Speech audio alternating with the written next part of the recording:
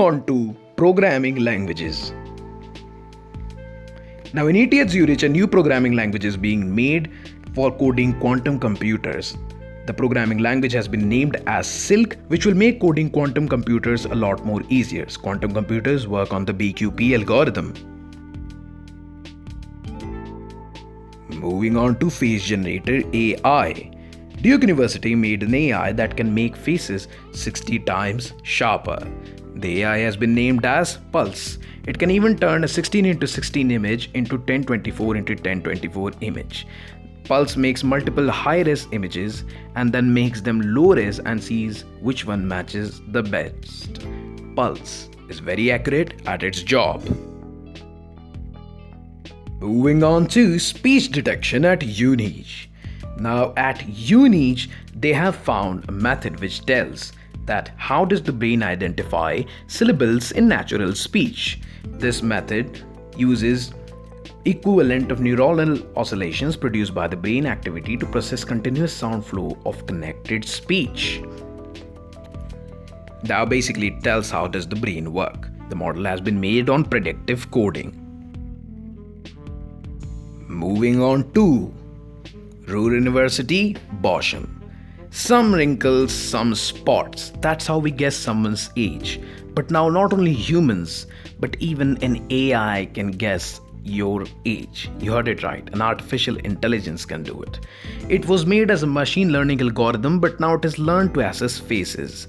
Although Professor Lawrence Viscott said, "We're not quite sure what features is the algorithm looking for." Moving on towards TikTok and Chinese applications. TikTok has been banned from India and other Chinese apps too. A total of 59 Chinese apps are banned. TikTok is going to lose over 120 million users. Seems this is not the first time TikTok is banned. In fact, before this it was banned for inappropriate content. All these apps are banned this time because of stealing data of people. Seems like a lot of jobs lost.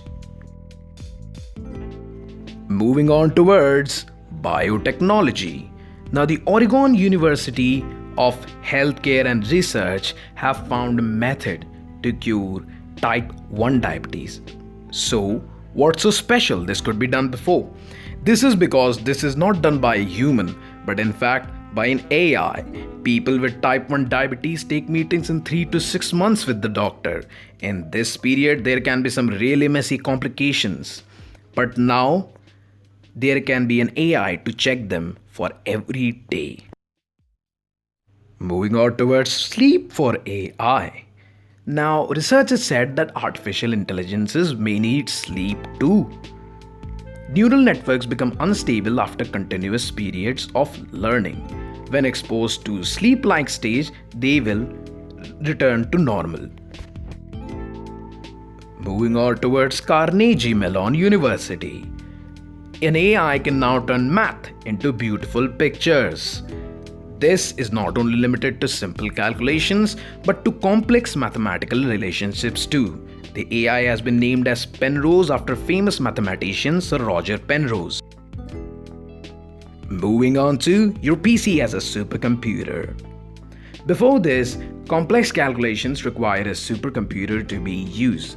Things like weather forecasts could not be done on a personal PC. But researchers at JGU in Germany and USI in Lugano in Switzerland have recently unveiled an algorithm that can solve complex problems with remarkable facility even on a PC. So if you liked the video, then hit that like button and press the bell icon out there to receive more from BrainSir.